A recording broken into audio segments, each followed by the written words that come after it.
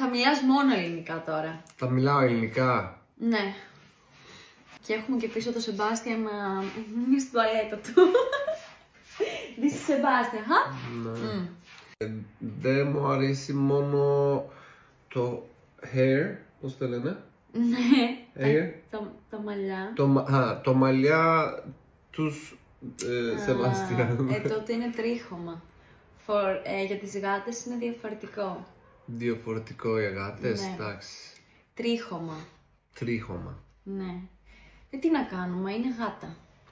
Εντάξει, δεν μπορούμε να κάνουμε τίποτα. Μόνο Ναι. αν θέλετε, Όχι. παιδιά, αν όχι. θέλετε, έχουμε πολύ ωραία γάτες.